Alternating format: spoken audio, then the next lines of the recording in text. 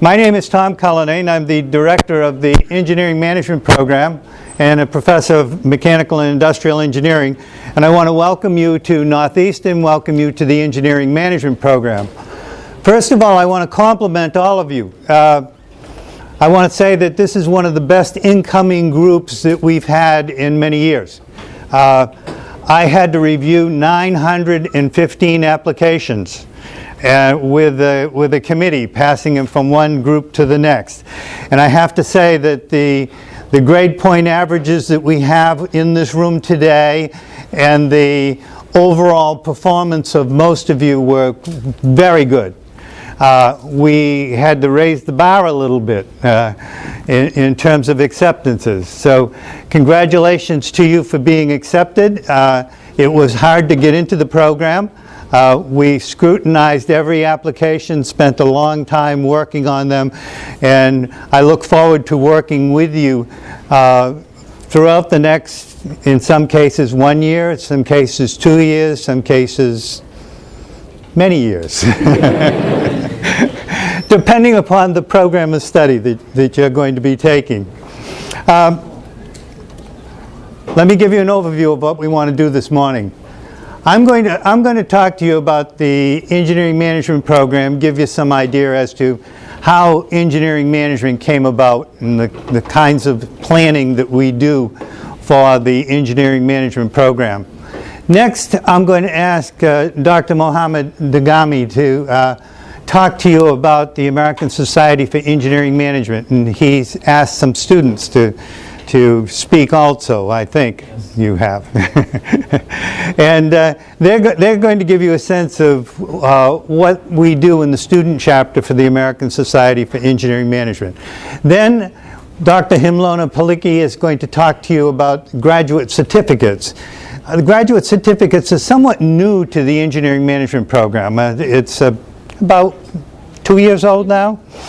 And there are several different certificates that you can get. And one of the areas, several of the areas, I should say, that you can get certificates in, you can double count for both your master's and a certificate. So you can count the master's, you can count the certificate as part of your elective courses, and indeed get a certificate that goes on your transcript. So it says on your transcript, your program of study reflects the fact that you got a certificate in a particular area. It gives you credibility within that area, so that when you go out seeking employment and you say that you have a certificate in supply chain, or you have a certificate in economic decision making, or a certificate in a particular area, it gives you credibility. And you are allowed to double count those courses up to, I think is it 4 courses? Up to a maximum of 4 courses. She'll be going through that for you. Then we're going to ask Pete Cadillo to talk to you about co-op. Some of the rules of co-op, the kinds of things that you're going to have to do in order to participate in co-op, and the importance of co-op. For many of you, the co-op is one of the reasons that you're here. That's one of the things that Northeastern is famous for. We're trying to become more and more famous for co-op at the graduate level. We've always been famous for co-op at the undergraduate level. And we're making great progress. People like Pete and others have been working very, very hard to recruit companies, and he'll talk to you about that.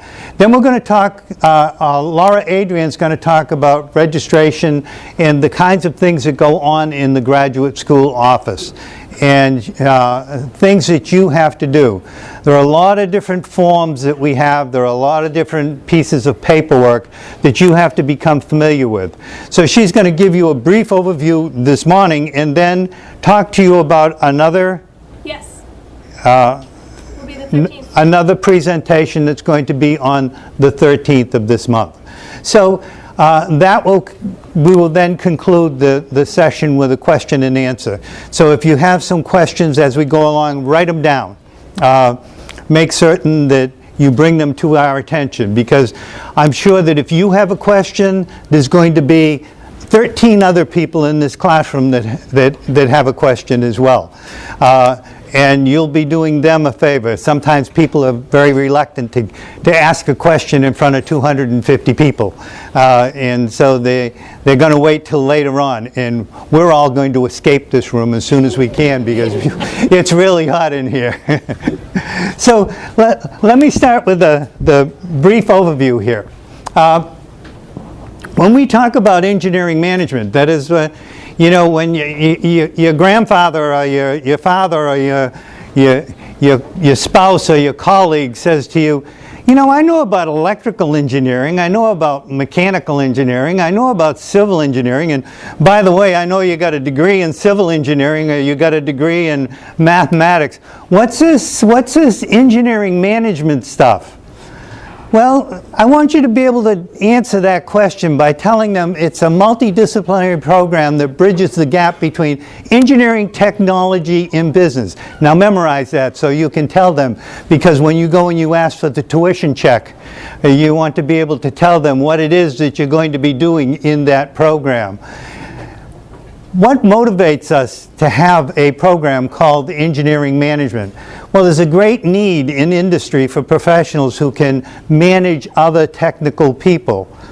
We have management programs here at the university, MBA programs, programs in the College of Business. But those folks don't understand technology. They don't understand the life cycle of a product. They don't understand the kinds of things that we as engineers have a first-hand knowledge of. So this program can be thought of as an MBA for engineers or an MBA for technical people. There's a focus on the theoretical, quantitative, and analytical skills that lead to solving business problems, that is, mathematical decision making, where we solve business problems. Now, this program is more than 50 years old. It's been around for a long time. And interestingly enough, the foundations for the program have stayed just about the same. We use new software, of course, and we have different approaches and new textbooks and so on. But the fundamental concepts that this program is based on are essentially the same. Now, how did this come about? Well, 50 years ago, Northeastern had the traditional engineering programs, the electrical, mechanical, and all of those programs that I just named earlier.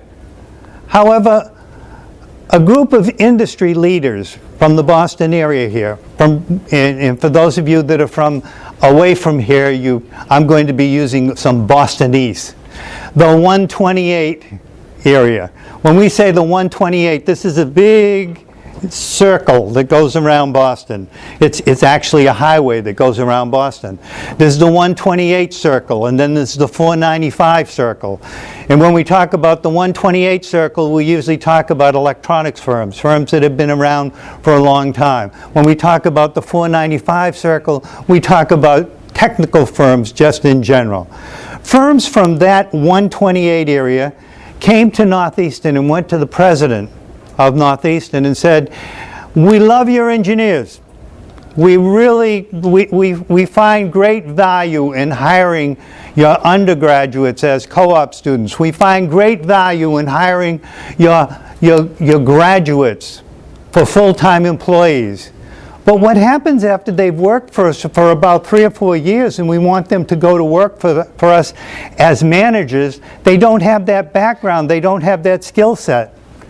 And we'd like you to kind of develop a program whereby we can hire technical people who have a management background." So indeed, the president of the university said, well, what we'll do is we'll form a committee that will meet and get an understanding of what you want, meaning what they want, those technical companies want, what the General Electrics want, what the DuPonts want, what the companies in the Boston area that were working primarily for the Air Force Systems Command, and in turn find out what those companies want, what they need in terms of management skills, in terms of technology skills, and we'll form a program. But in addition to that, he went to the American Society for Engineering Education and asked them to provide the names of leading educators in the area. And so this committee met for 6 months, every week for 6 months, and came up with a program of study. It was designed, this program of study was designed by managers from these high-ranking firms as well as academic leaders, people that we consider to be academic leaders. They came up with a 32-semester-hour program. A 32-semester-hour program that could be done in many different ways. First of all, it could be done in terms of just coursework, where a student will take 32 hours of coursework. Of course, these 32 hours of coursework are very well planned. Then there was an option whereby a student can take 28 hours of coursework and 4 hours of project work. This was focused more on the student who is going to be working out on co-op. And they're working on a project in co-op and they want to be able to bring that project back to the university. They want to be able to write an engineering report and get credit for that engineering report and get credit for that in terms of working for the company but get academic credit as well. And so in turn, if you chose to do that kind, or if a student chose to do that kind of a program of study, what they typically do is they have an advisor in a company and an advisor here at Northeastern. So we have 28 hours of coursework, 4 hours of project work. Then in turn, last but not least, the thesis, where you do 24 semester hours of coursework and 8 semester hours of thesis. This is generally the student who went out to work on co-op or decided they didn't want to do co-op, that they wanted to do some research and they wanted to continue on and do their PhD. Or they wanted to do an advanced master's degree, a second master's degree typically. So in turn, this is where they do leading edge research, discovering new materials, working on projects with people who are making discoveries on a day-to-day basis, working with faculty who have funded research. So the 3 options that are available: coursework, project, and thesis. There are 2 delivery options that we've come up with just recently. And if you look at the classroom there that says on ground, that's a picture of my 2nd grade classroom 50 years ago. Remember I said they worked on this 50 years ago? I don't know where they ever got that picture, but wherever they got that picture, I'd like to have one of those antique chairs. So what we have here is we have a situation where in our current environment we have our 3 options that I just named that are offered on ground. Or we have a 4th option, and that is where the student will do their master's degree online. They will take the same courses and we make those courses available to them. So the general requirements, first of all, deterministic operations research, engineering project management, economic decision making, and engineering probability and statistics. If you look at that closely, essentially what we have is really 3 kinds of options here. Deterministic operations research and engineering probability and statistics is modeling and optimization. And then we have the engineering project management and economic decision making. If we look at the engineering project management, what we have here is a situation where we introduce mathematical and software tools for project management. For this semester, there are 3 sections, including the online section, available. One of them is Monday, Wednesday, and the other is Monday, Thursday, both of which have seats available in them, both of which are taught by me. The online section is taught by me, but essentially what it is, it's a recording of the Thursday presentations. Then we have the economic decision-making class, where we look at economic modeling and analysis techniques for seeking alternative potential solutions. There are some seats available in Dr. Sinecki's section, and that's Monday at 6 to 9:30. And then the engineering probability and statistics. There are 4 sections here. By the way, this presentation will be made available. I think we're going to post it on Blackboard. Is that correct? It'll be emailed to them. It'll be emailed to you, so this information will be available. There's an online section where Dr. Doug Schmucker, who is currently located in Arizona, he will be teaching the class from Arizona, and this will be truly an online class. Then there's a section that's on ground with Dana Martinez, Dr. Dana Martinez, and then Dr. Dagami will be teaching a section here. And I don't know how many seats are available in your class. Check that, like maybe less than 20. There's less than 20 seats, so please rush. I hear he teaches a very good class. So then there's Dr. Nasser Fard, who's on Tuesdays and Fridays from 1:35 to 3:15. So the point that I wanted to make is that there are seats available for all of those fundamental classes that we were asking you to take. Those are the fundamental classes.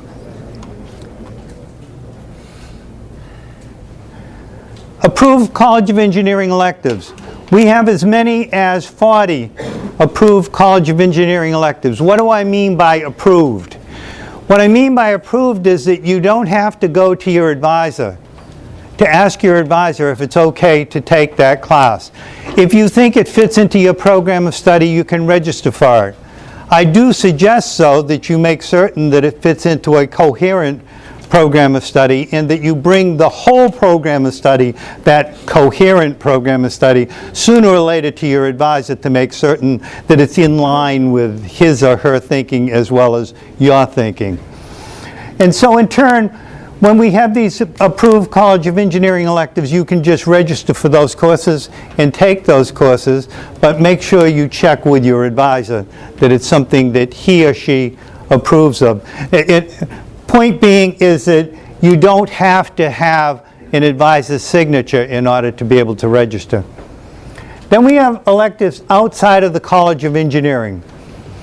I guess theoretically we could say that every course is eligible as an elective outside of the College of Engineering if indeed your advisor finds that it fits neatly into your program of study and it makes sense for you to take that class. There are some classes that can be taken in the College of Business, some classes that can be taken, you'll notice here the supply chain courses, those are in the College of Business. There are some courses that are taken in the College of Computer Science.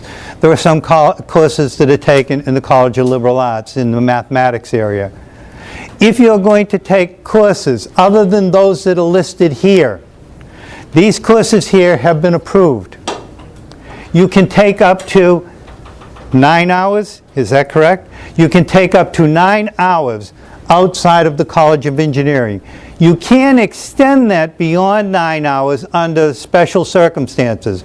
But in order to do that, you have to fill out a petition form.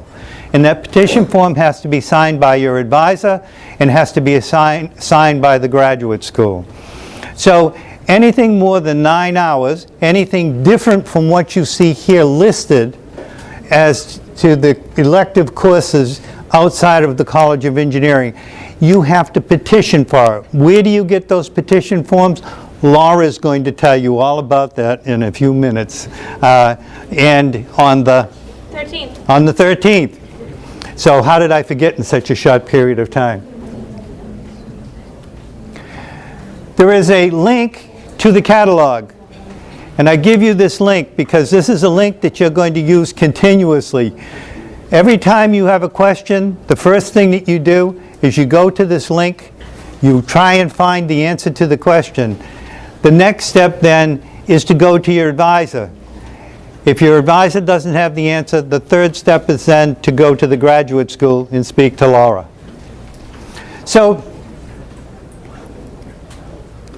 what I want to do now is I want to turn the podium here over to Dr. Mohammed Dagani, and he'll talk about the American Society for Engineering Management. And if I can get the microphone out here. Thank you.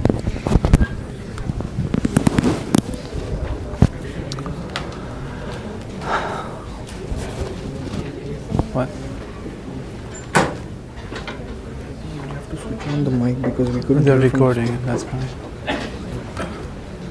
Okay, hello everyone. Welcome to school.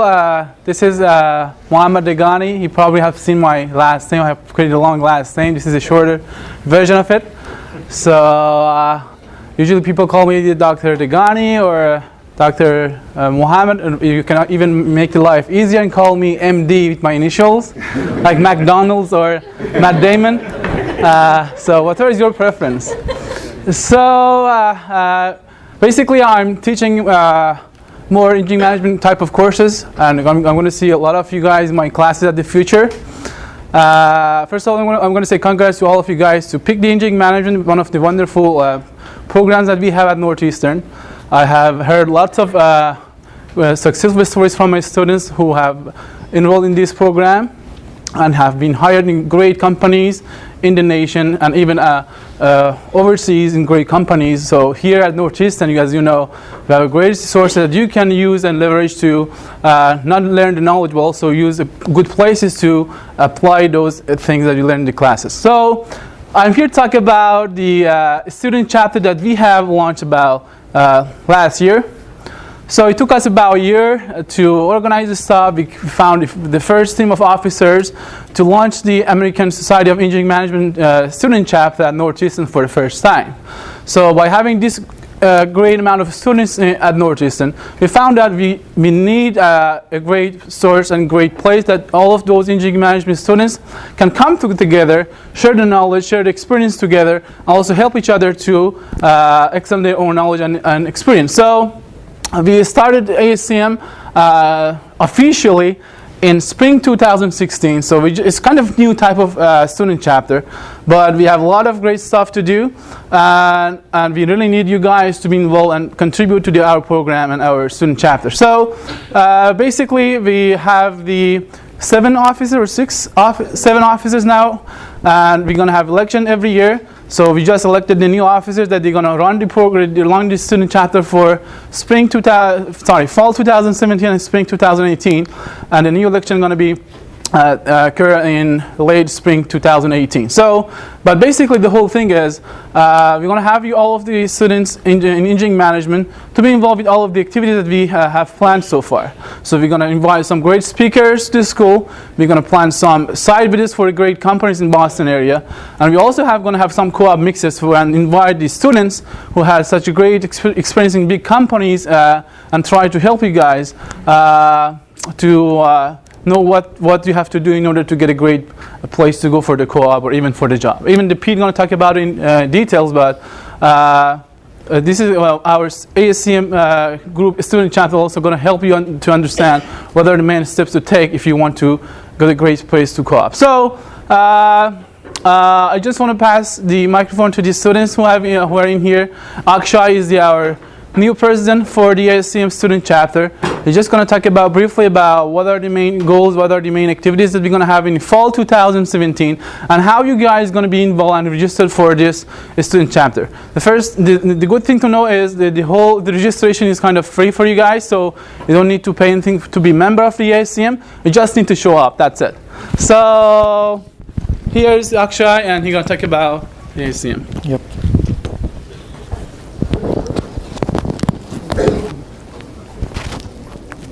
Change. Hello. So first of all, good afternoon to everybody, and congratulations on your admits to Northeastern and welcome to Boston. So my name is Akshay Kulkarni. I am the newly elected president for NU ASCM, which we call as American Society for Engineering Management at Northeastern University. And this is our logo, which we just designed. I hope you guys like it. So what I would like to tell you more is what we did in the spring semester is something which was what we had just started the student chapter. I was one of the committee members out here. My seniors were the e-board members like we are today, and they went through a lot of efforts to establish this society, which actually started running in spring of 2017, which was just this time. So what we basically do here is we organize events for you guys. We call upon industry speakers. We have co-op mixers like Professor Degani said, Then we have faculties from career development come in, and they talk to you about what needs to be done as a student at Northeastern, what all you can explore in terms of opportunities that are available to you in terms of your academic and career development altogether.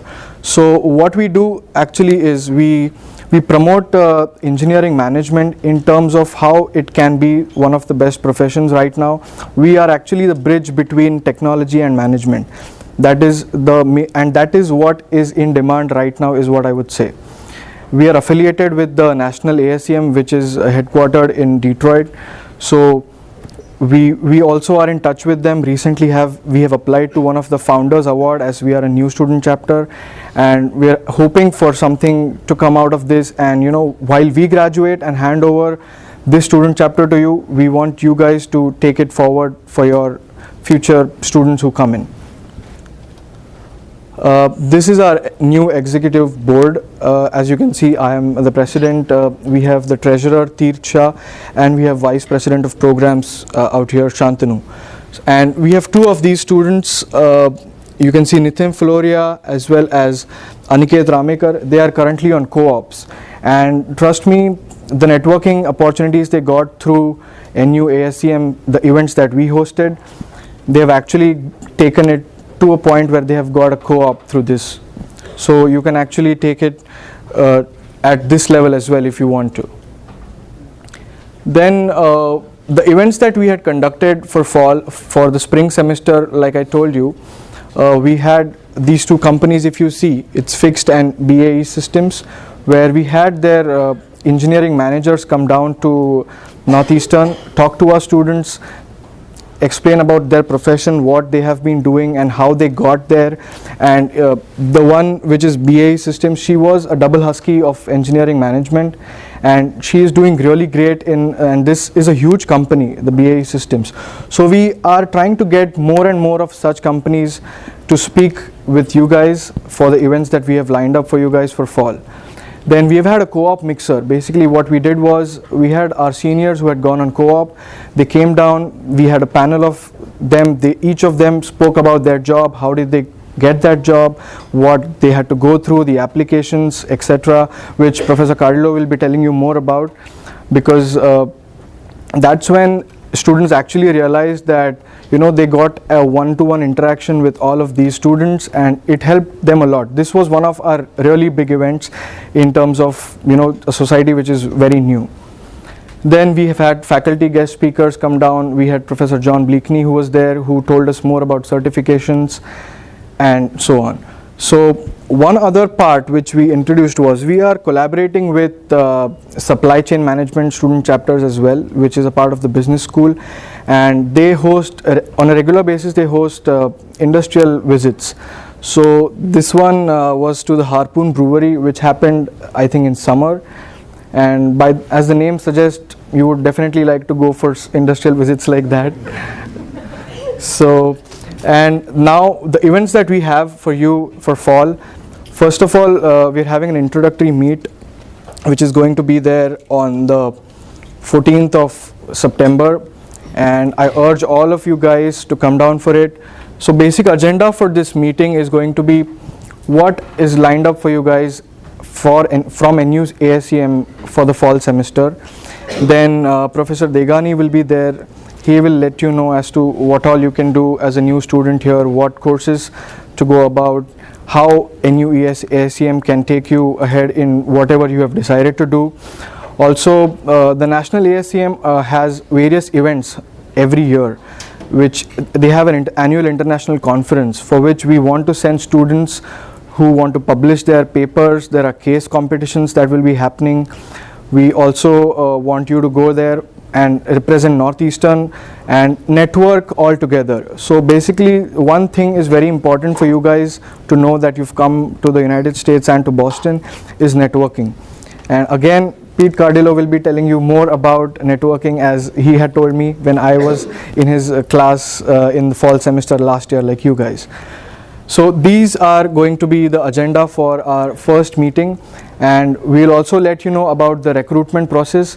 So right now, as you know that we are 1 year senior to you guys, just academically speaking of. So a lot of our committee members have gone on co-ops, they've taken difficult courses. So we want to recruit more students to join NU ASEM. We have various departments like publicity, we have programs, we have membership.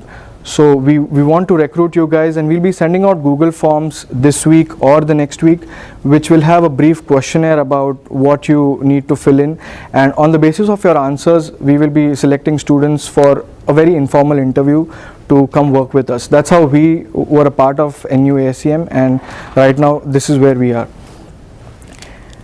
And yeah. So I would really like you guys to take a picture of this. I will also try to send an email to all of you all. Yeah. Actually, they're all Yeah. going to receive this. Okay. Slides. That's fine. So first of all, the most important registration that you got to do is through OrgSync. OrgSync it's affiliated to Northeastern, so you can register with your Husky ID, make a profile, and you get access to be a member of all the student chapters that are there at Northeastern University.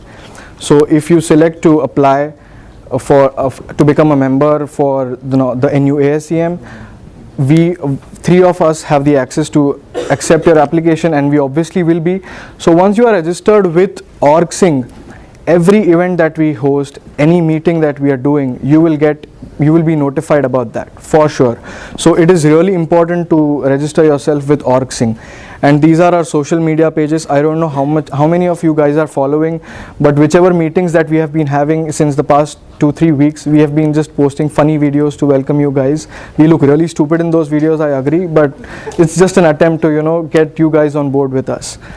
So that's a very short and brief presentation about what NU ASEM is all about, and we'll be talking about this more in detail on the 14th of September, and I urge all you guys to be there. It's going to be in Richards Hall, but same building but on the next floor. It's going to be in 300 Richards Hall. 6 to 7 p.m.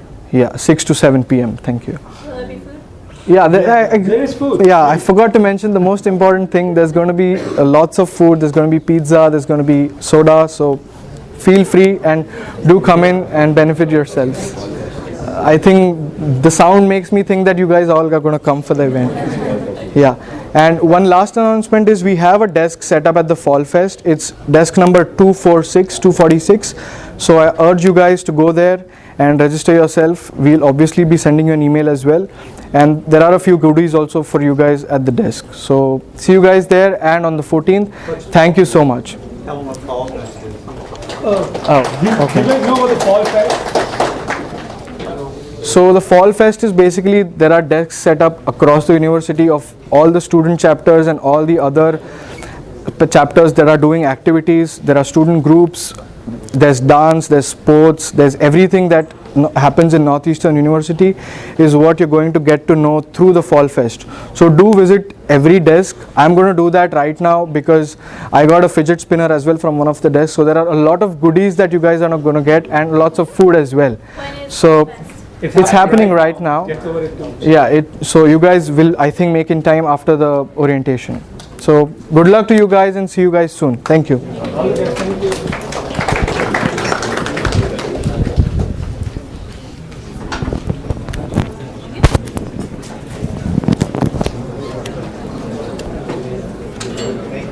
Hello everyone.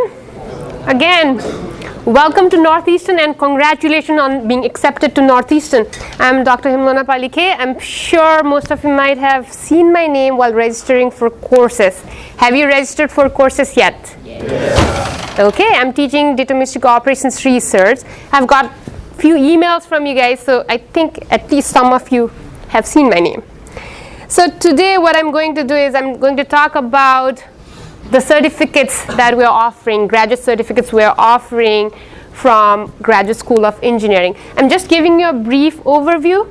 We are having another session today at 4 p.m. in Snell Engineering Building in room number 168. So we'll have a longer information session then, but for now just a brief overview about the certificates. So as engineering management students, as Dr. Kulkarni already mentioned, you are able to earn a certificate in addition to your master's degree. So here, I'll show you a few certificates. Actually, these are all the certificates you can pursue. We have total of 17 different certificates. Out of the 17, 3 certificates cannot be pursued by engineering management students. So here are the 14 certificates engineering management students can pursue.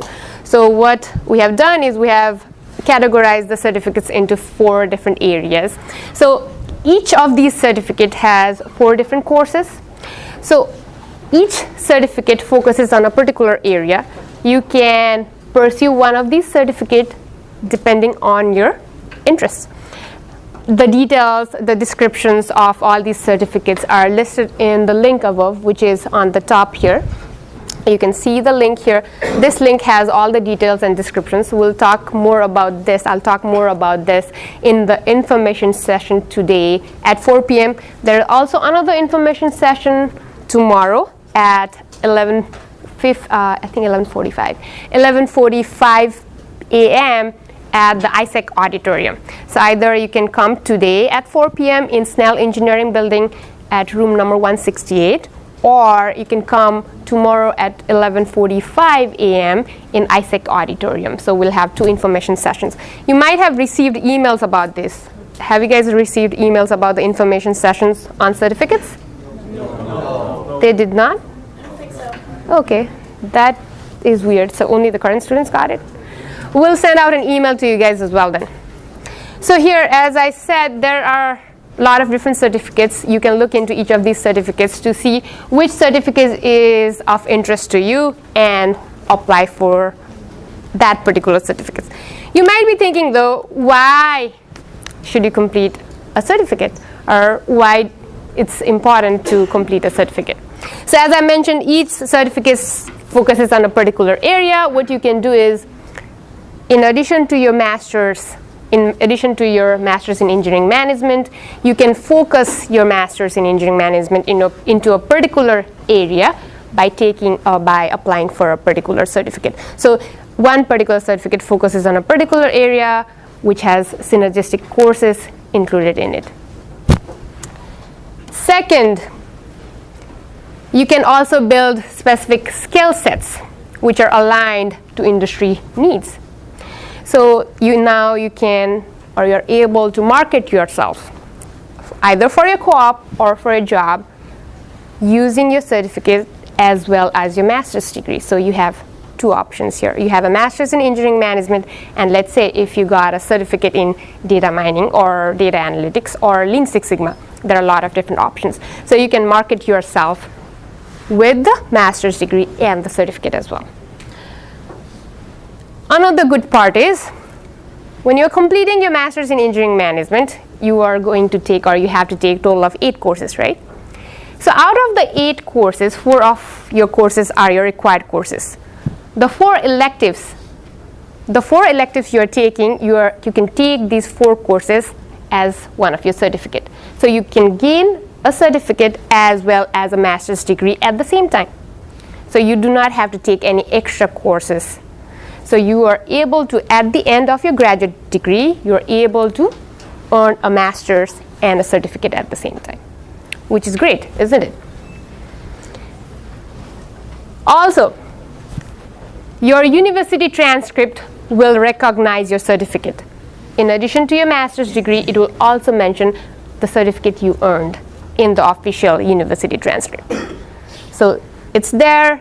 In your resume, you can highlight your master's degree and the certificate as well when you're going for co-op. Professor Pete Cardillo is going to talk more about co-op. So when you're going for co-op, you can also focus on your certificate as well as your master's degree. Now, if you think certificates are interesting to you and if you want to pursue the graduate certificate, there are a few things you want to know, you'll have to know about.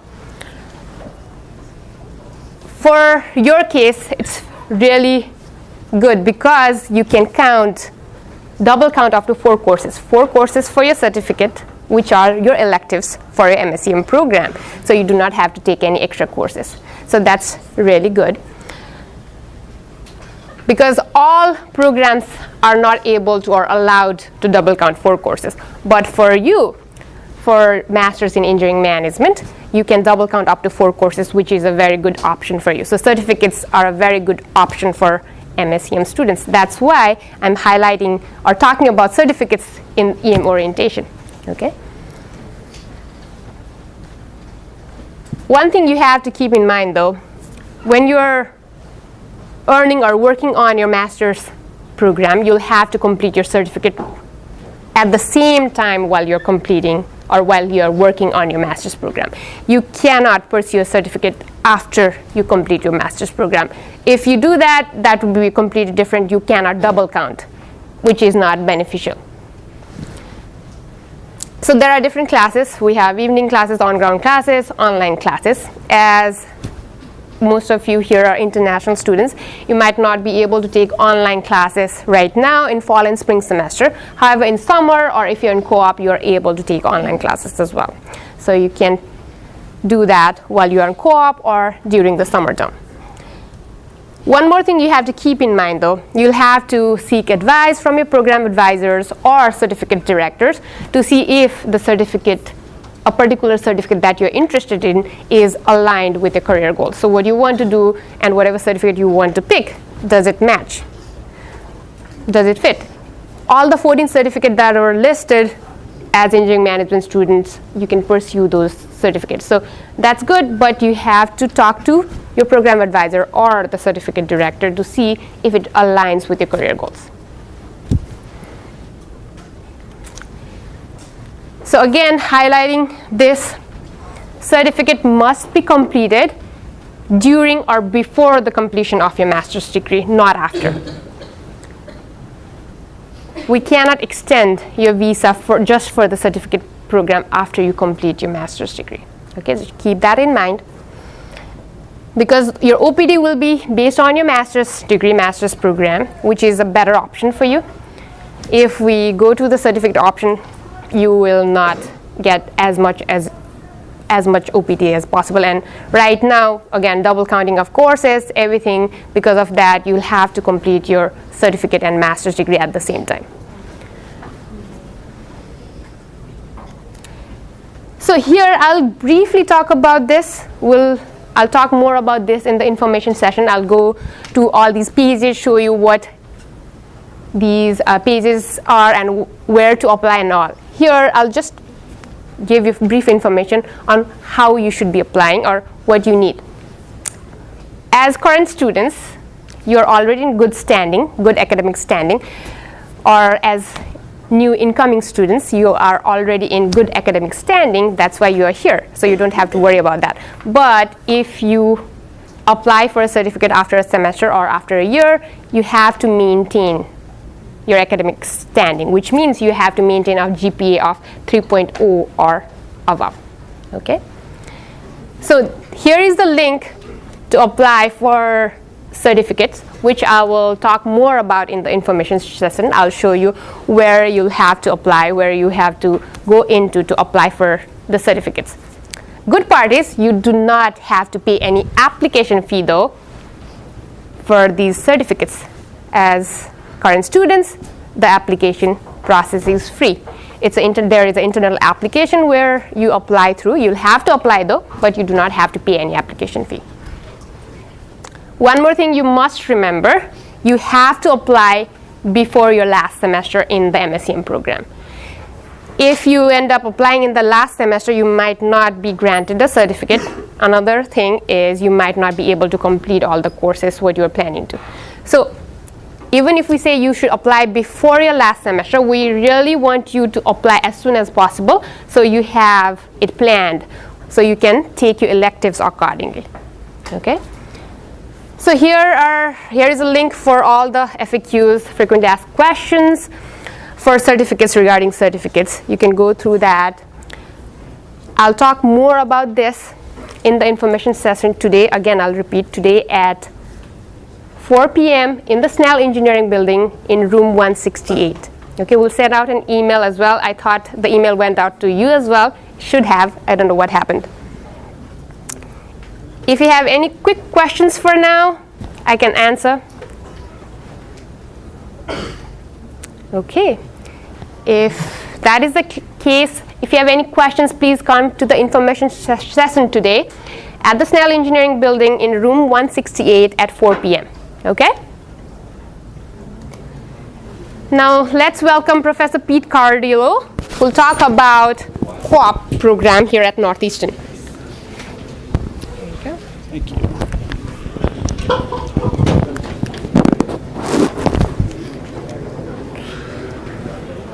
Okay. Congratulations, everybody. And congratulations to all the other speakers that were before me, because they make public speaking look very easy. And for me, it isn't. So believe me, congratulations to them too. Okay, so as Professor Cullinane referenced, many of you come here in part because of co-op.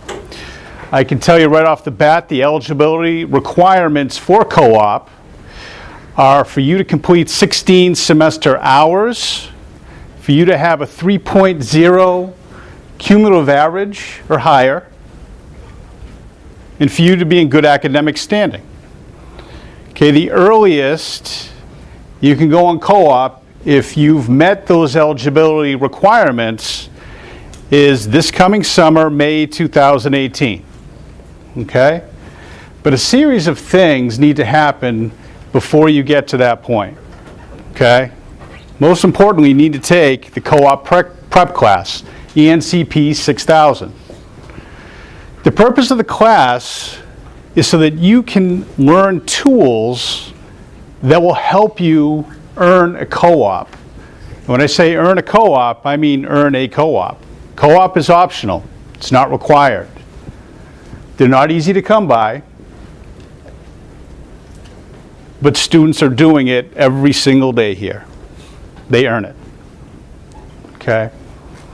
In terms of the co-op class, one of the things that we help students with is for them to create, understand, and articulate a professional identity, to understand what your career goals are and how to carry them out. Okay? It's not enough just to say that you want a job in data analytics or supply chain or a general topic. You really need to focus on how or what you want to work on as an engineer. Okay, what are you passionate about? What inspires you? What do you want to do? How will you change the world? Okay? Once you have that professional identity and you understand it, you have to articulate it. Okay? That's where resume writing comes in, writing your cover letter, positioning statements. Okay, these are the things and the tools you're going to be learning in class, but it all starts with your professional identity. Okay? Especially with social media, in creating your profiles on sites such as LinkedIn. Okay, we're going to be working with you around that as well. So, with that in mind, part of the class is also, as these fine gentlemen referenced, learning how to network. Okay? Learning how to network. It's not easy for students that have been here their whole lives to network. Okay? And it's not going to be easy for you either, but you can do it. Okay? Self-learning is critical when it comes time to earn your co-ops. Yes, it starts with the prep class, of course, but there are so many things that you can be doing on your own right now before you even start that class. This university has given you so many tools to use to create your resume, to help you identify career goals, to help you understand what a positioning statement is. If you log on to the Career Development website here at Northeastern University, they have workshops all over the place. So very helpful for you. Okay, so part of the experiential process and why we want to earn a co-op and secure a co-op for ourselves is that we can participate in the experiential process. And that's one of the differences between an internship and what we coin as a co-op. An internship might be part-time, okay? It's kind of didactic, in nature, okay? It's kind of repetitive. But experiential learning in co-op is very unique, and it's something that makes Northeastern stand out among many colleges, in fact, most of the colleges in this country. Okay? It's taking what you learn in your academic classes and applying them to real-world challenges. And more on that when you take the co-op class. Okay? One of the amazing things about being a co-op coordinator, or even anybody, who's faculty here, is that you get to see the growth of students. Okay? You get to see them work hard and network and secure a co-op for themselves. And there's really no better feeling than having a student go into your office and say, hey, I did it, I'm so excited, I got the co-op. It was great. I start in May, and I can't wait. It's a 6-month, it's an 8-month co-op. I mean, as a co-op coordinator, you get to share in their success. It's really amazing. Okay, in fact, when these guys were doing their presentation, Aniket, who was one of the officers, I believe, in your club, he's come a long, long way. He's done a great job. Okay, all of them have. All right? So there's many things you're going to be learning, many tools that we're going to be giving you, but I will tell you this, you're your own greatest resource. Every single person in this room, I'll tell you, your own greatest resource. Okay?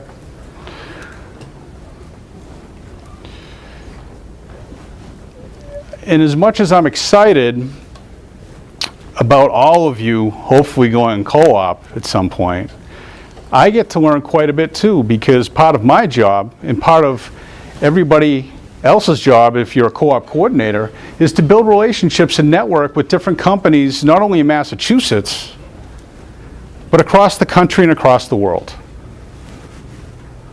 Okay? I have to network too. It's part of my job. So I'm in your shoes as well, to a certain extent. Okay, but one of the things that I'm learning from the companies about students that are participating in co-op, again, students that are ahead of you in the program, a semester, 2 semesters, 3 semesters ahead of you. I believe you call them your seniors. Okay? The companies are thrilled with our students. They're ecstatic. They're so excited. The technical skills, the personalities, the way they conduct themselves professionally while they're on their co-op, they're thrilled. They're very excited. And of course, I asked them, is there an area that we can improve on? They said, of course, yes. Generally speaking, students could improve their ability to present in front of other people. And they could also improve their communication skills, because as an engineer, you're going to be working with different departments within the same company. The days of just, sitting at your desk as an engineer and just working with other engineers, it's pretty much over. You're going to be working with people from all walks of life and in different departments. Okay? So, keep that in mind as you progress here in your classes. Keep that in mind when you see all the opportunities here. Okay? They just presented a club. Okay? I'm sorry, I forgot that I have to relieve you from seeing my face for a couple minutes. And, well, yes. Okay. So, basically, okay, I'm just going to give you this is a slide. It basically gives you an overview of everything. But in terms of the co-op experiential process, you have to go out and earn a co-op, and it's not going to be easy, but we're here to help you, we're here to support you. Okay? So, I've met with, and as a faculty, we've met with, your seniors, individually, as a group and in class, it seems like hours and hours and hours. And I, for one, enjoy meeting with all the students. And I hear their stories of when they first come here to attend Northeastern. Okay? I hear how excited they are. And then I hear about a month into it how challenging it is. Okay? And I hear about people missing home, missing their families, missing their friends. And I hear about all these challenges and the exciting things. I hear about achievements. Like I said, there's nothing better than to have a student progress through our whole system and use the tools that we give them to earn a co-op. So with that in mind, I know what your seniors have taught me about everybody sitting here today is that you are meant to be here. You're meant to be here in Boston, you're meant to be here in Northeastern, and you're meant to be here in MGen, Multidisciplinary Graduate Engineering Program. Okay? So, the second thing that they taught me, and probably other faculty as well, is that this is a tough program. Really tough. They taught me you can do it. You can do it. So, the question I want you to ask yourselves right now is, will you earn a co-op? Are you meant to go on co-op? Will you earn it? Yes. I need to hear, man? Yes. Yes. All right, that's what we want to hear. Confidence, determination. We'll give you the tools, but you've got to put your time into this. And it's our goal one day to have every single student here go on co-op, if you want that as your goal too. Okay? So going forward, you may, we referenced what to call people, what to call our faculty. Okay? So in the U.S. workforce, typically, people call each other by their first names, all right? So you can either choose to call me Professor Cardillo, or you can choose to call me Pete, because that's my first name, all right? So when I see you, don't be afraid to come up and say hello, and say, hey Pete, how you doing? I was there in the presentation. I love to know students. I love to get to know everybody. And welcome aboard, welcome to Northeastern, and good luck. Thank you.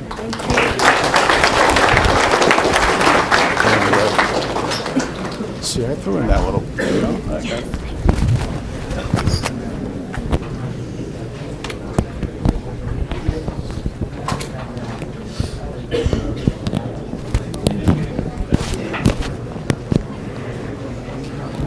Good afternoon. My name is Laura Adrian. I am your Student Services Advisor. I'll explain what that is in a little bit in a minute. Before we get started, I just want to let you all know I am not an engineer myself. So if you have engineering questions, academic questions, Professor Cullinane is your academic advisor, and he is the expert on engineering questions. That being said, I am and Himlona, Professor Palike. Sorry, Himlona. That being said, I am a Boston native. I grew up in the area. I did my bachelor's and master's here in the city of Boston. So if you have Boston questions, I'd be happy to chat with you about that. So, Graduate Student Services.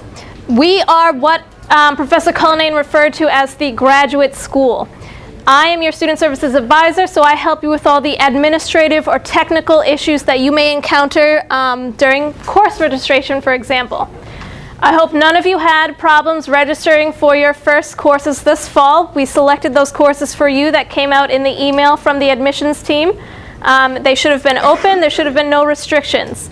In future semesters, when you're choosing your other two core classes, or when you're ready to choose your electives, you may encounter technical problems with course registration.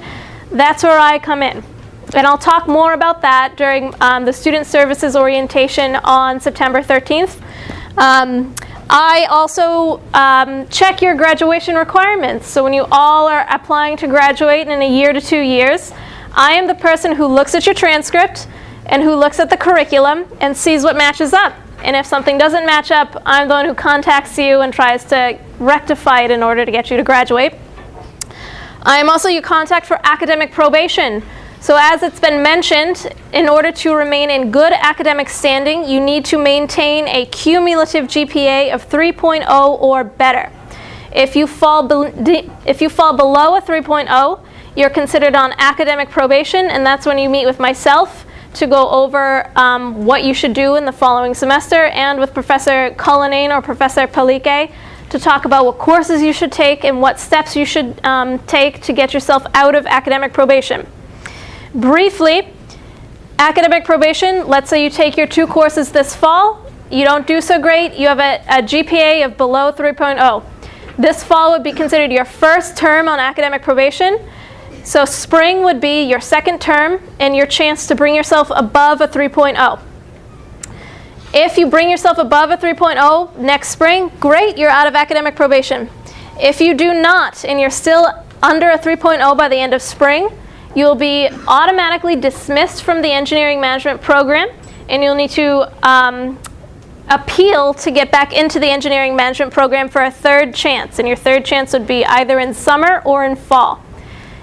If on that third chance you get that cumulative GPA at 3.0 or above, fantastic. If not, you are dismissed from the College of Engineering itself. There is an appeals process, but it's very difficult at that point. I hope I don't see any of you on academic probation, but it does happen. And if it does happen, I will reach out to you at the end of the semester. But again, I'll go over this in more detail during the Student Services Orientation on the 13th.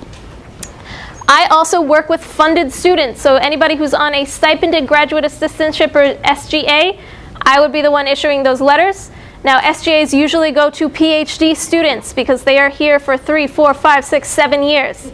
Master students are only here for 2, so master students will receive them.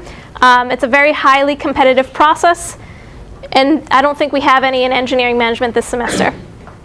I work with Fulbright scholars, so if anybody's here on a Fulbright scholarship, I'm your on-campus point person who helps manage between the financial services department and what you need to do to make sure that your funding's all set here.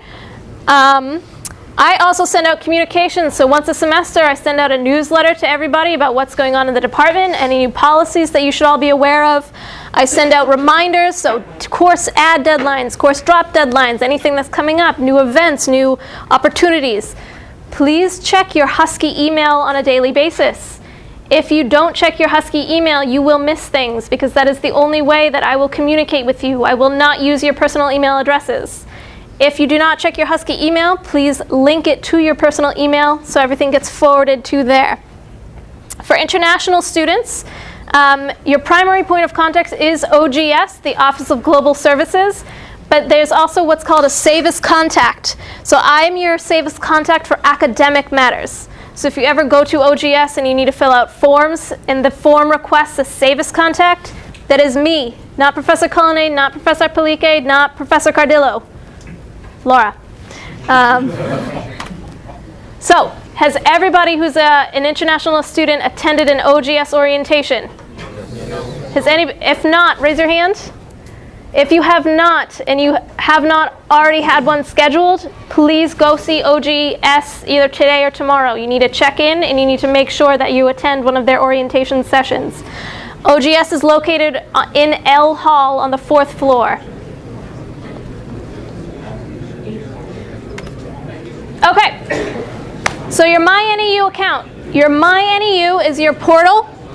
It helps you with course registration. You can access your email. You access billing information. Blackboard. Blackboard is our online course software if you're in an online course, or sometimes if you're in an on-ground course, professors post things to Blackboard. You access your Husky card and more. You all should have been able to set up your Husky email and your MyNEU account by now. If you were unable to, because you had problems, please come see me in my office and we will work it out.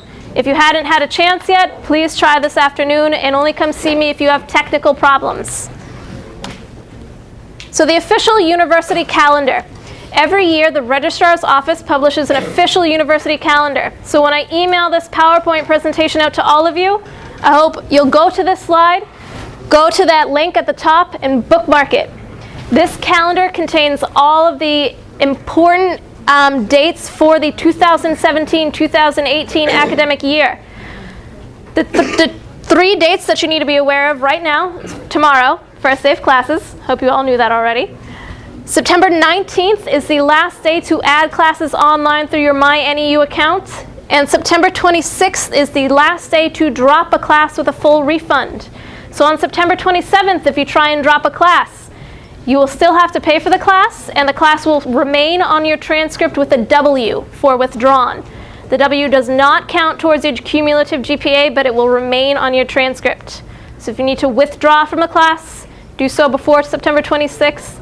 And if you need to withdraw from a class because of academic reasons, please consult with either Professor Cullinane or Professor Palike first, especially if you're an international student.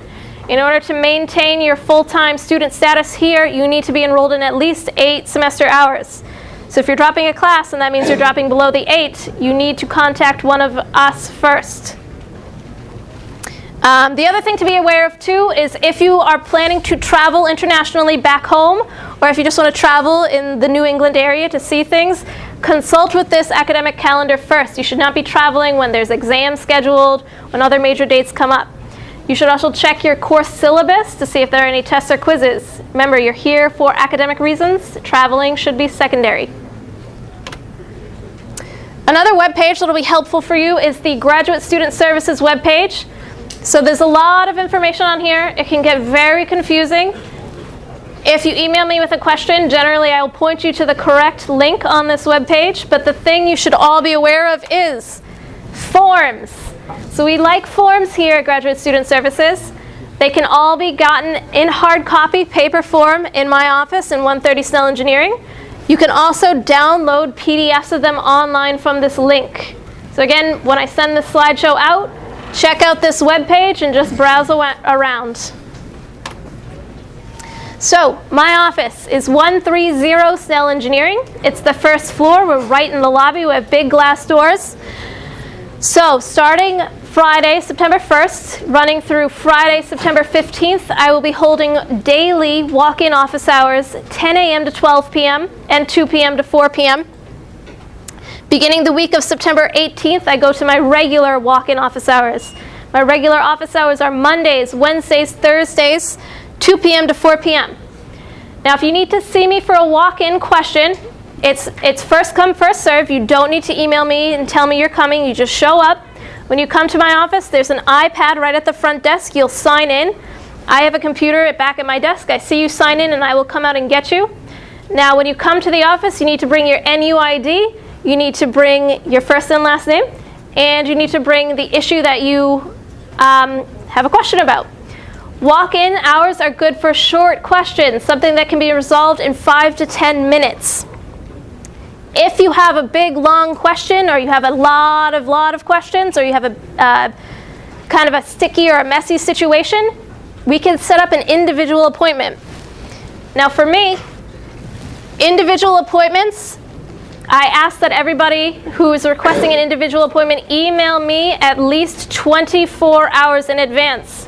If you email me in the morning and say, please, please, please, I need to meet with you right now, I can't. I have a lot of students that I work with. I have other meetings that I need to go to.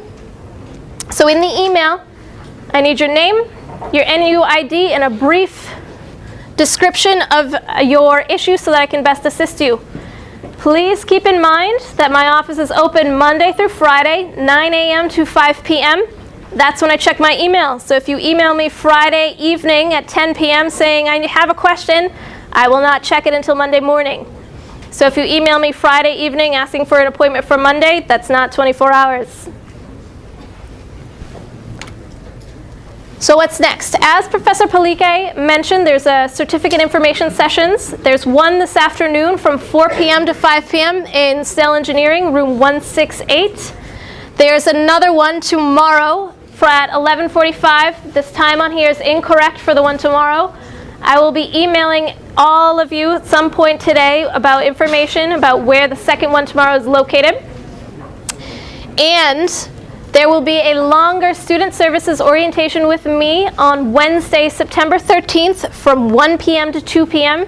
in the Curry Student Center Ballroom. I will email you again with that information as well. That will have food. I will go more in depth about what student services can do for you and how to address any technical problems that you come across in your time here. Professor Cullinane and Professor Palike will also be there as well, so please stop by on Wednesday the 13th. Also, when you all walked in, you should have gotten a red business card with our social media addresses. We have Twitter, LinkedIn, Instagram, Facebook. If you all want to follow and engage with the College of Engineering student community, I highly encourage you all to follow it. A lot of posts go up there. We hold contests. A lot of students who are in co-op will talk about their experiences on there. You can interact with the students in other programs here at Northeastern's College of Engineering. So if you all have those red cards, follow us. If you don't have a red card, I think we have some extras at the back of the room. And here it is here. And let's see, before we go to the questions, I want to take a photo of our orientation, our wonderful group here, so that we can post it online. We're having a little bit of a competition between the different programs. So last Friday, we held our information systems orientation. Now they had, I think, about 200 students as well. I think we have about 200 students here today.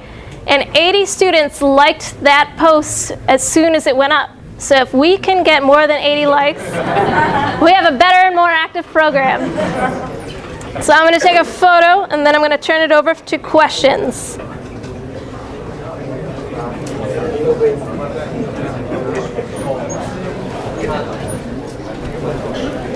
All right, ready? 1, 2, 3, engineering management.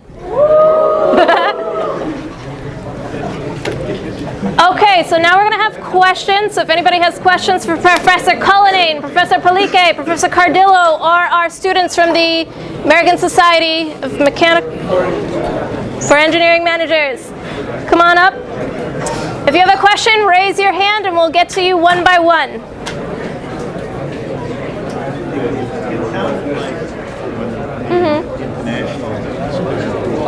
They all started buzzing after that. Yeah.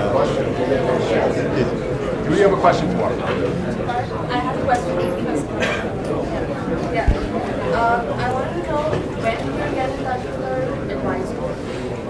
When you should get in touch with your advisor? How do we know who's your advisor? Is it a science certificate? Your advisor is going to be me, Professor Palike. If you come to me, I can check. Okay, Why don't you come to me? I would love to. Where's your office? 334 Snell. 334 Snell Engineering. So I'm going to be posting my office hours right after my class tomorrow. I have to meet with my classes, determine when they're available, and I schedule my office hours accordingly. So the question was about advisors. Who is your academic advisor? It will be either Professor Cullinane or Professor Palike. If you see either of them, they will be able to assist you, and one will be formally assigned to you at a later date this semester, but either one can help. If you have a question within the next couple of days, come and see me. 334 Snell. If not, we're going to figure out how we're going to divide this group up. We already have a whole lot of students that we advise, so we'll figure out how to split this group. Usually we do it alphabetically. We haven't made a decision as yet. We haven't had our formal meeting. But if you have a question that needs to be answered between now and the end of the week, we'll get together sometime before the end of the week. Before the end of the week, come and see me.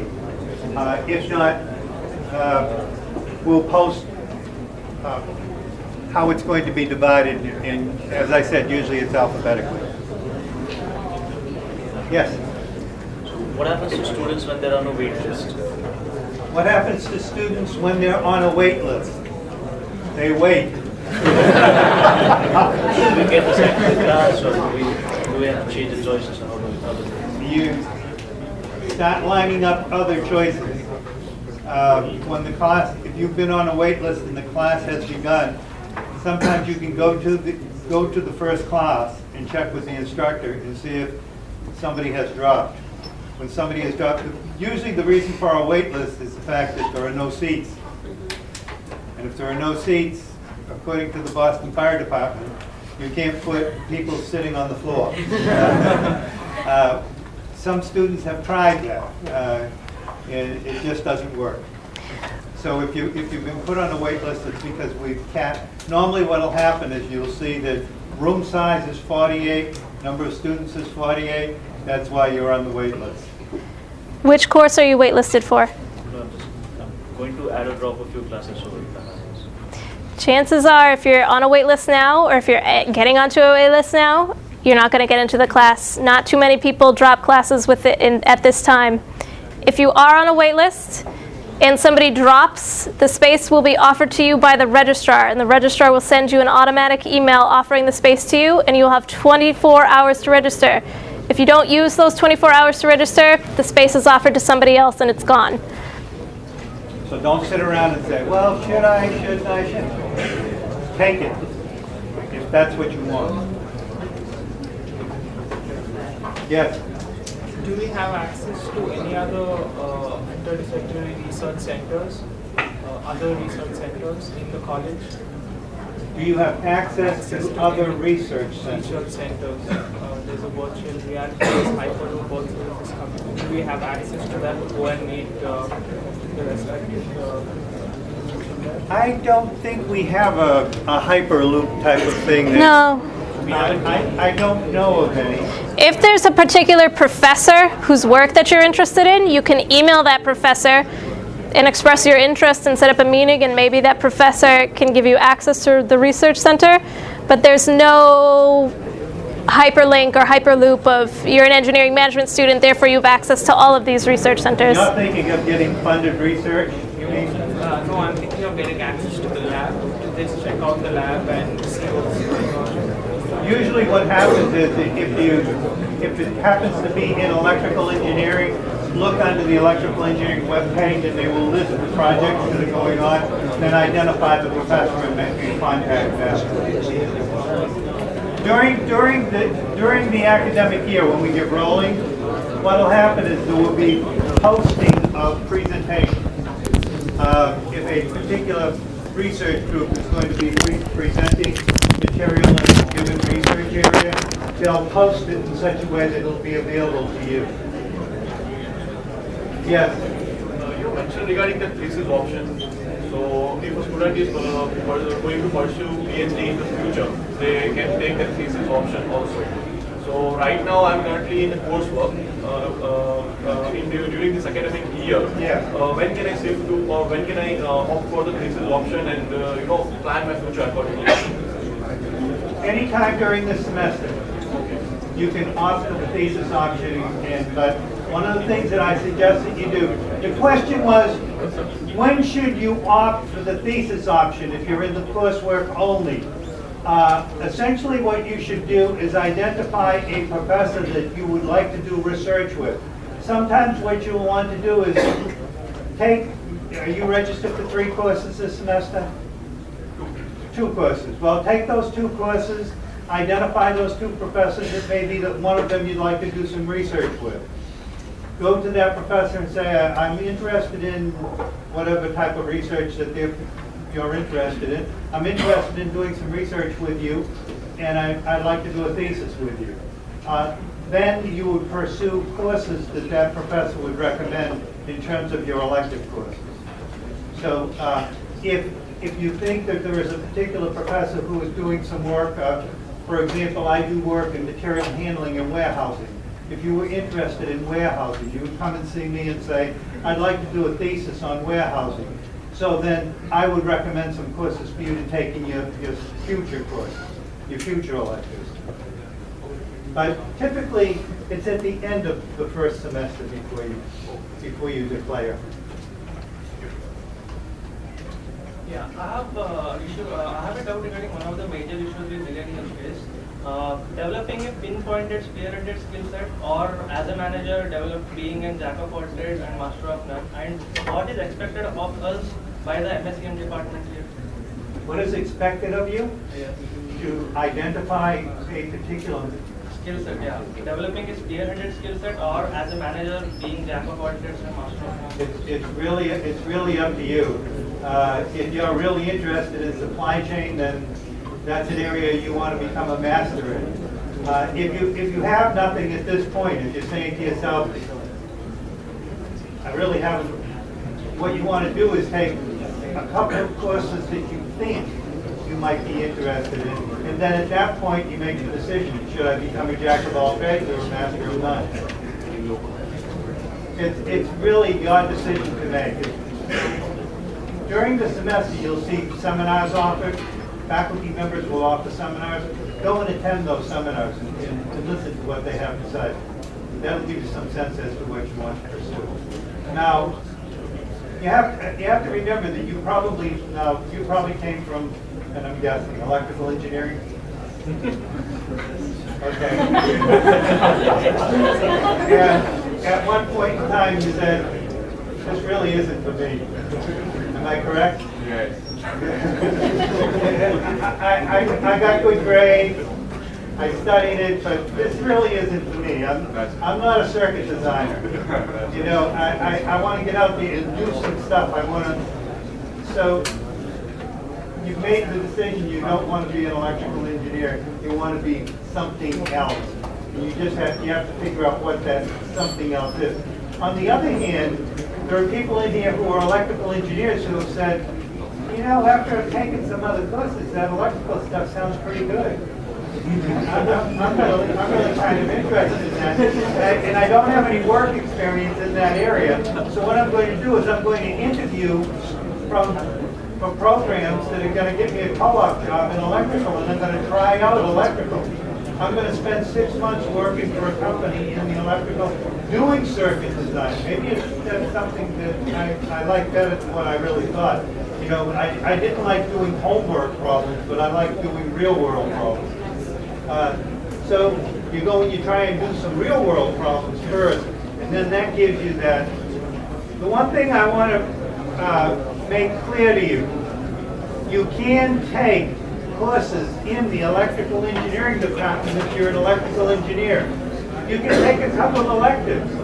You can take mechanical engineering courses. Say, for example, you're a mechanical engineer and you like thermodynamics, God help you. And so you're going to take a second course in thermodynamics or a third course in thermodynamics. You can do that. Make sure you petition for credit for the course, but you can do that. You can take those technical courses. It isn't that you have to take management courses. I mean, I've used examples of supply chain and data analysis, but it doesn't have to be that. Questions? Yes. I have a question. Looking way back. I have a question to Dr. Peter. Is there any list of companies which are there on a co-op, and are there any automotive companies included in it, or only the companies nearby Boston? That's a great question. That's a very good question. He asked, is there a list of companies, if I'm hearing correctly, is there a list of companies that we have relationships with in and around Boston that you could potentially apply to? And what I would say to that is yes. And what I would also say to that is go to your co-op class, co-op prep class, and they will be covering that in detail. Okay, the job search process, networking. It's a great question because it tells me your wheels are already turning, so I like that. Thank you for asking that. Thank you. You just mentioned to go to the co-op class. Unfortunately, I couldn't register it for it the first time. So if I want to know the list of those companies as in now, how can I do it? That's a great question too. So you'll be registered for the co-op class in spring, I take it. Okay. So what I would say to that is career development has a number of workshops on resume writing, cover letters, networking, how to use it in your careers, a number of different things. So I would seek out career development for your self-learning process, without question. And your co-op coordinator as well. Yes. For particular subjects which might not directly come at the business school or the law school or the College of Engineering. For example, for design engineering, if you want to get a degree in some kind of like a course or something.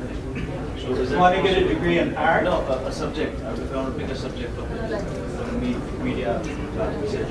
You're going to come to me as your advisor, and you're going to say to me, I would like to take some courses in media. And I'm going to say, what is that going to do for you in terms of your engineering career? And if you can demonstrate to me that it's going to move your engineering career forward. But if it's like, well, I like drawing pictures of Mickey Mouse, then my answer to you is, it's an obvious one. You can take it as an overload, but I'm not going to allow you to count it as part of your course credit. Particularly, I'm talking for something like 3D printing or something, which is to design it. Then you have a reason for doing that. You want to connect that to your undergraduate background in mechanical engineering because you find that that's going to move your career forward. Certainly. Now, what you would have to do is fill out a petition form and demonstrate that this indeed is a course that is going to move your career forward, and I'll sign off on it, and then you would take it to graduate school. The graduate school would process it.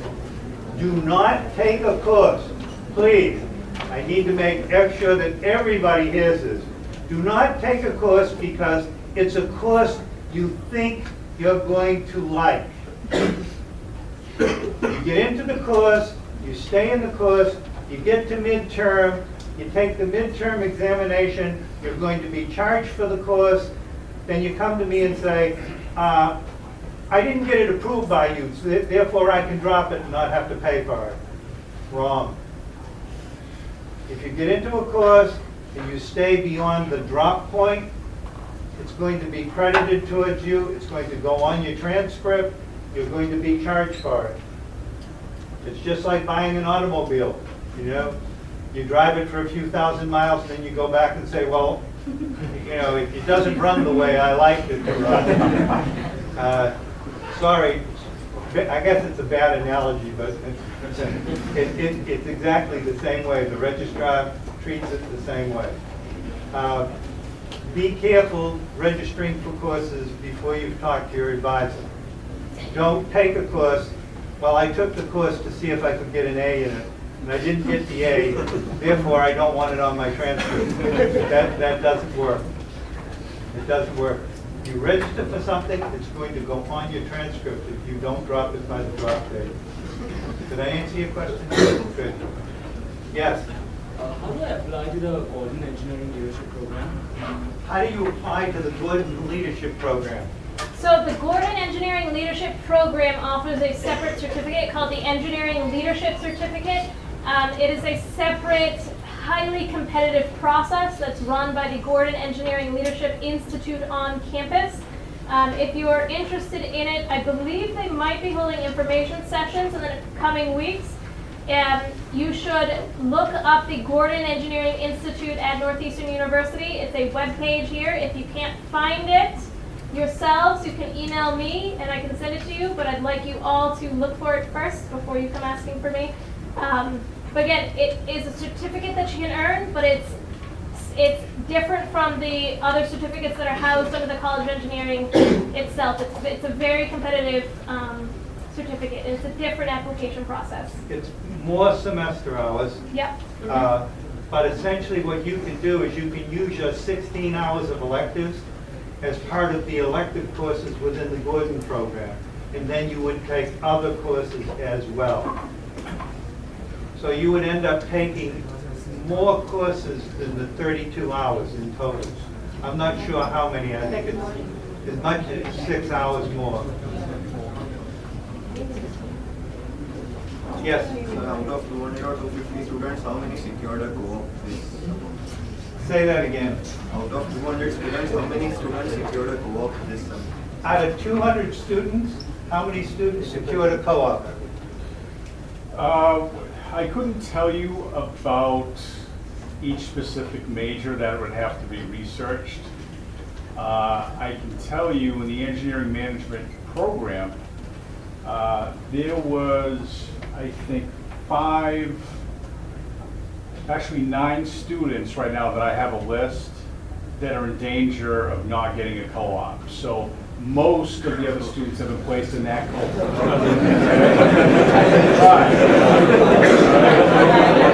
So I have to answer that question, and I think it is an excellent question.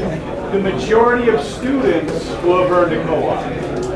But I do know this, there are 9 students right now that I'm working with during their last semester that do not have one. Yes. Where exactly can we find out which professor is working on which particular subject as a research project? When you log on to the departmental webpage for any department, it'll give a list of the faculty members. You go to each one of those faculty members and highlight it, and it'll come back and it'll say, here's the research area, here's what they teach. Normally, what they teach is what they're doing research in. There was another question over here somewhere. Yes? Is it possible to get a co-op by reference? Is it possible to take a co-op? Get a co-op by reference, like someone working in the company refers me, or serious students who are getting a co-op. Getting? Our own company. Oh, through your own company? No. Like some previous students who have been on co-op, Yes. they refer me, or the people who are working. That very often happens if you know a student who has been out on co-op and they can identify a job for you. What you would do is you would bring that job to Pete and tell him about the job, and Pete will get the process rolling. That's right. And just to add to what Professor Cullinane said, the question was, when you have a friend or somebody you've connected with or somebody you've networked with and a student here that's on co-op, what do you do with that? Because that's a job opening that you could potentially get, okay? That's where you bring it to your co-op advisor, okay? Each of you will be assigned a co-op advisor. I think what we're trying to work on this semester is that whoever's teaching the co-op class will be assigned to each student in their class. If you're not assigned a co-op advisor because you're not in the class yet, the co-op prep class, we will reach out to you and we'll get you assigned. So whoever your co-op advisor is, you would bring that to. But I think it's great that people are starting to think about how to network for co-op, because that's essentially what you're saying, networking with your peers. That's why I said that you're your own greatest resource for sure. So, and in terms of the numbers of co-op, again, we don't have exact numbers on this particular major. I don't have those in my fingertips. I'd have to research that. I just know from the students that I've been assigned to, 9 I'm working on right now. But I'm telling, my guess is the majority of engineering management students will graduate with a co-op. But again, it's a great question. We don't have those numbers defined as of yet. We're working on that. Yes. So is it possible to get a certificate from a different program while like working on your master's degree in engineering management? A certificate from a different program. Yeah. So for now, I'm kind of like interested in getting the certificate of engineering construction management. So I think that's like a different program. I spoke to like my advisor, and she said she wasn't sure if like I could take courses or I don't know. So I'm just trying. Is that from College of Professional Studies? I'm sorry? Is that from College of Professional Studies? I think it might be. If it's from the College of Professional Studies, the answer is no. No. If it's from the College of Engineering, the answer is we can talk about it. So it has to be. Because it has to be I the college. have to look at what courses are required for that particular co-op. Okay. And then we can talk about it, and, you know, it depends upon whether or not it's a package which makes sense to go with engineering management. You know, are you repeating courses from construction management and engineering management? You know, those kinds of, not necessarily repeating the same courses, but the material which is contained within the course. By the way, whenever you petition for credit for any course, always make sure that you take and make a copy of the course description and attach that course description to that petition form, so that the instructor, whoever it is that's making the decision whether to give you credit for that course, they have it readily available. Otherwise, what happens is faculty members sometimes are very busy, and when it comes to making those decisions, they look up the wrong course and they say no. And then you have to go back through the whole process of filling out a petition form all over again. And if you leave it up to the faculty member to find that course description, very often courses look alike. You know, 5221 and 5222, they may be very different courses, but yet it missed by one digit. So always, when you're petitioning for credit for a course, or you're doing something with a program of study, make sure that the course descriptions are attached to the petition. It's very easy, just bring it up, print it out, and it saves you a whole lot of time. And one more thing about construction management. Colleges of Professional Studies, they work on a completely different schedule. They do not follow a semester system. They have quarter They still do system, it at quarter. so which would be completely different from what you're doing. There is, the College of Professional Studies has a project management course also, where they teach several courses in project management, but they're on the Porter system, just like Professor Paliki was talking about. And to get the equivalent course, they don't match. The Porter system is 10 weeks, we're 14 weeks, 15 in some cases. So it's almost 40% more coursework when you start talking about the College of Engineering versus the College of Professional Studies. Yes? My question is to Pete. Is there any specific resume format that we need to check before we start applying for co-op? I would say every student is different, and there are several different types of formats you can use. And that would be consulting with your co-op advisor and taking the prep course. If you're not taking the prep course until spring, definitely talk to your co-op advisor. Because I think that gathering this information, your resumes, positioning statement, cover letter, it's better to start working on that now rather than later on. Okay? The more people you can get to read that cover letter, the better off you are. Especially if you can pass it by, you know, Pete, you can pass it by me. What do you think of my cover letter? You know, just one word can make a difference. One word in a cover letter. You know, a company is looking for somebody who has some background in software, but they don't want to hire a software engineer. And you put down there, you know, I'm interested in gaining further experience in areas such as software. Bingo, it made the difference. There was a hand way back there on this side, and I don't know that they got mad and left. I tried to get to everyone. Again, I'll be posting my office hours, and you'll be posting yours right after we meet with our classes.